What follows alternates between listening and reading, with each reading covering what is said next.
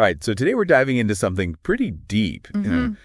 Why Science Does Not Disprove God by Amir Aczel. Yeah, a lot of interesting stuff in there. I thought so too, and I thought it'd be great to have you on to talk through some of it, because absolutely, he goes into a bunch of different areas. He does. Yeah. Aczel kind of takes this approach that's not afraid to go into the complexity of it all. He brings in cosmology. Yeah. We've got physics in there, even some history of science, and really tries to show that these scientific discoveries, they don't necessarily shut the door on faith. Right. They might even open it wider in a way. Yeah, and one of the things that I really liked was right out the gate, he tackles this idea of science and faith being mutually exclusive. Yeah. Aczel's saying believing in God doesn't mean you have to check out all the evidence. Exactly. You don't have to reject the science. Yeah. One of the things he points out is that a lot of major scientists throughout history were deeply religious, like Newton, Galileo, these big names. Yeah. Their faith wasn't just some side thing. Right. It was really fueling their curiosity. Yeah. They saw the natural world as a testament to a divine creator. Yeah. And I think it's interesting, this idea that understanding the universe is another way of trying to understand God. I like that. And he doesn't just stop at historical examples either. No, he doesn't. He goes into the limits of science itself. Oh, absolutely. He's arguing that science is great at explaining how things work. Yeah. How did the universe evolve? How did these mechanisms function? Yeah. But the why questions, the ultimate purpose, the meaning behind it all, that's where science maybe isn't the best tool. So it's not that science is disproving God. It's just maybe... It's almost like they're playing on different fields. Yeah. Science gives us this amazing lens to look the mechanics of the universe. Yeah. But faith offers a framework for understanding where we fit into all of it.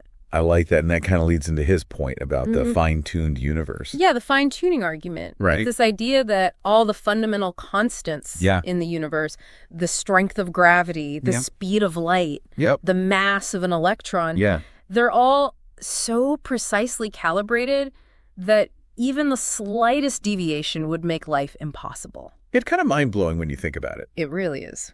Some people look at that and they see pure chance. Right. Others see the hand of a designer. It's a classic debate, and Aczel jumps right in. And he doesn't avoid the Big Bang either. No, he doesn't. He actually says, even with this widely accepted theory, it doesn't necessarily clash with the idea of a creator. Exactly. The Big Bang tells us about the beginning, but it doesn't say what caused the bang itself. So even with the Big Bang, there are still questions that science alone might not be able to answer. And a lot of physicists, cosmologists recognize this. Yeah. They might not all believe in God, but they acknowledge those limits. Okay, now this is where things get really interesting. Okay, let's hear it. Quantum physics. Ah, yes, quantum physics always shakes things up. Aczel's suggesting that this actually opens up even more mysteries. It does. It really delves into this subatomic world where things get really weird. Right. Particles existing in multiple states at once, entanglement across vast distances. Yeah. It challenges how we understand reality. And is he seeing that as a bridge?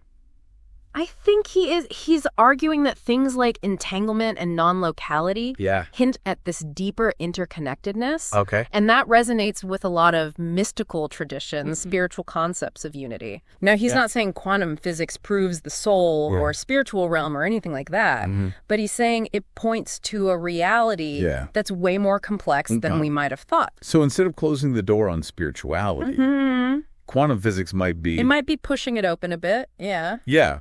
And that leads to his discussion about mathematics. Right. Mathematics as this universal language. It's like math underpins the whole universe. From tiny particles to huge galaxies. Yeah. It's this deep inherent order. It's like a code almost. Like a hidden code. Yeah. And Aczel's arguing that this sense of awe, this wonder that we feel when we look at the universe can be a pathway to spiritual experience. And that's regardless of whether we follow a specific religion. Right. This feeling of interconnectedness, this sense of order, it can lead to a feeling of transcendence. That's how I feel when I look at the night sky. Right, like you're part of something much bigger. Yeah, it's humbling. Yeah, and it ties back to his point about science not answering the why questions. Right. Science might tell us how the universe ticks. Yeah. But finding meaning and purpose, right, that's up to each of us. It's like science gives us the map. Yeah. But it doesn't tell us where to go. Exactly. Or why we're even on the journey. And even the choice to believe in God, Aczel says that's a leap of faith. Right. There's no scientific proof. Yeah. But there's also no proof that God doesn't exist. So both belief and disbelief. They both require a degree of faith.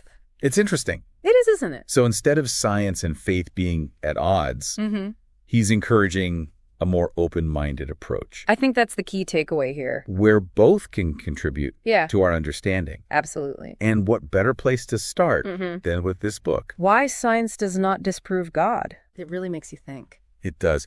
So as we continue, I want you to keep an open mind. Always a good idea. And think about how these ideas resonate with you. Absolutely. What stands out to you so far? What are your initial reactions? Yeah, good questions to ponder. We'll explore these further as we keep going. Looking forward to it. With our deep dive into this book. Definitely. I think it's really fascinating how Aczel, brings all these different things together. Yeah. The science, the history, the philosophy. It makes the relationship between faith and reason so much more nuanced. You mentioned history before. Yeah. And I was curious about what he says about scientists from the past. It's easy to assume they were all atheists, right? You'd think so, but Aczel paints a different picture. What does he say? He says a lot of these pioneers, like Copernicus, Kepler, Newton even, they saw their scientific work as a way of uncovering the divine order of the universe. Yeah, their faith wasn't holding them back. Interesting. It was actually driving their pursuits. It's such a different way of looking at it. It really is. Than what we usually hear. Yeah, we always hear about this battle. Right? Science versus religion. Right. But maybe that's not the whole story. Maybe not. It makes you wonder how much of that is accurate history versus just how we interpret things now. And Aczel doesn't shy away from addressing those modern interpretations either. No, he doesn't, especially the ones that use science to try and discredit faith. Yeah. He spends a whole section on debunking what he calls atheistic claims that are presented as if they're scientific fact. Yeah. But he argues that a lot of these claims... Well, like the idea that evolution disproves intelligent design. Right. Those are really philosophical interpretations, not actual scientific facts. So it's about recognizing the difference between what science can actually show us and our own opinions about it. Yes, and Aczel's encouraging us to be critical thinkers, to question those assumptions, and realize that even the strongest atheist viewpoint is still based on beliefs. Not hard evidence. Right, it's like that saying, what's that? Absence of evidence isn't evidence of absence. I like that. So just because science hasn't proven God doesn't mean God doesn't exist. Exactly. And on the flip side, just because we don't understand something scientifically doesn't automatically make it a divine act. So where's the balance? Well, Aczel argues for a balanced approach. Okay. We need to acknowledge how much we don't know and recognize that both science and spirituality can help us get a more complete picture. It's like holding space for both wonder and skepticism. Yeah, questioning and exploring. But not getting stuck in rigid conclusions. Exactly. And that's where he brings it back to open-minded inquiry. Okay. He says we need to approach both science and faith. Yeah. With curiosity and humility. Not dogma. Not arrogance. Because then what? Then we open up possibilities for deeper understanding and connections. I like that he uses the analogy of a tapestry. Oh, yeah, the tapestry. Where science and faith are different threads. Right. And when they're woven together... You get a richer, more intricate design. That's beautiful. And it shows how these two things that seem so different can actually work together. It can complement each other. I think Aczel has given us a lot to think about. Yes. The limits of science. The mysteries of the universe. Yeah. The role of faith in our lives. It's a lot to unpack. It is. So, what has stood out to you the most? That's a good question. As we've been going through these ideas. You know what's really resonated with me? What's that? Is Aczel's emphasis on humility. Mm-hmm. He's reminding us that even with all our progress, yeah, there's still so much we don't know. Right. And that doesn't make science any less powerful. I agree. But it shows how important it is to approach the known and the unknown with wonder and openness. It's like that feeling of awe. It is. And recognizing that even when things seem impossible or unexplainable, there's always more to learn. Always more to discover. And maybe that's where science and faith can meet. I think you're right. In that space of mystery. Yeah. Where we admit we don't have all the answers. And we're open to something bigger. Yeah. Yeah. Yeah, it feels like we're getting to this idea that maybe it's not about picking one side or the other, like science or faith, but more about being open to both. Aczel definitely seems to be pointing us in that direction. Yeah. He even challenges the idea that science has all the answers, or that it ever will. It is humbling when you think about it. It is. That we may never truly understand all the workings of the universe. And he really emphasizes that throughout the book. Every time we have a breakthrough, it just opens up more questions. Right. It pushes the boundaries of what we thought we knew. Makes me think of that Einstein quote. Oh, which one? The more I learn, the more I realize how much I don't know. Exactly. And it's in that space of not knowing, of embracing the unknown, that Aczel sees a potential meeting point for science and faith. So instead of being afraid of the unknown, we can approach it with curiosity. Yeah, with reverence even. And that's where the real growth happens. I think so, both intellectually and spiritually. Yeah. When we let go of needing all the answers, that's when we open ourselves up to new possibilities. Right. To a deeper understanding of ourselves and the universe. Absolutely.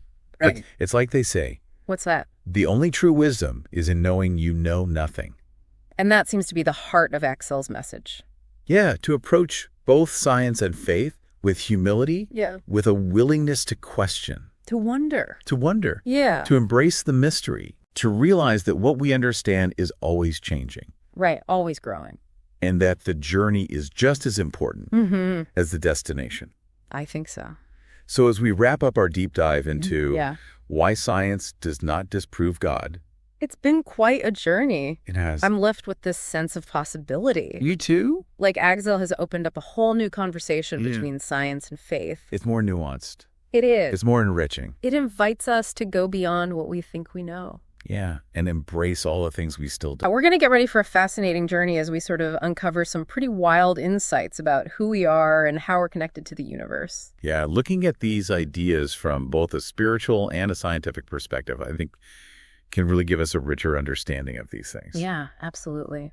So let's jump right into The Untethered Soul. Okay. Singer presents this radical idea that you are not your thoughts or your emotions. You are not your thoughts, huh? He uses this really powerful analogy in the book. He asks us to imagine our thoughts as a roommate who's constantly chattering, offering opinions, even stirring up anxieties. Oh, I know the type. Yeah, would you just blindly follow everything this roommate says? Probably not, if they're anything like my old roommate.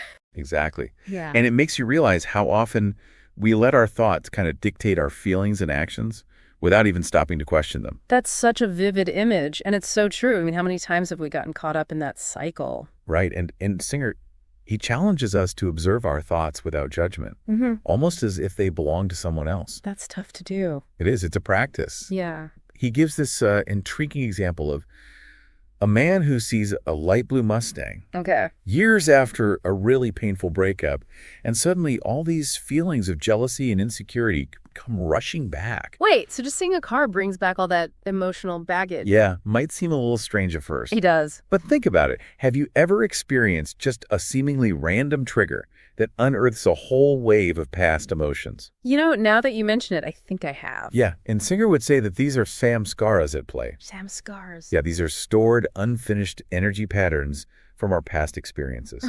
Like they get stuck somehow. Yeah, they can lodge themselves in our energy centers, like the heart, and impact how we react in the present moment. Wow, that's mind-blowing. It's like these past experiences are still shaping us even when we think we've moved on. Precisely.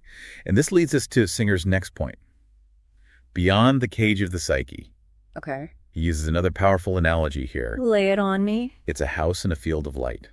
Okay, a house in a field of light. What's the house all about? The house represents all those limiting beliefs and fears, all those attachments that we hold on to, for a sense of security. We build walls, create defenses, lock ourselves inside. Right, exactly. Right. But here's the thing, that very house, our comfort zone, it's actually what prevents us from experiencing the vastness of that field of light. It's like we're trapped inside. In a way, yeah. And that field of light, that represents pure awareness, freedom, and potential.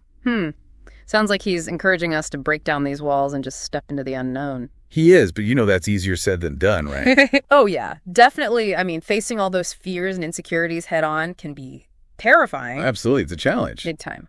But Singer argues that true unconditional happiness, the kind of happiness that's not dependent on anything outside of you, can only be found when we stop running from ourselves. So we need to embrace it all. The good, the bad, the messy part. Even the messy parts. Even messy parts, because that's all part of who we are.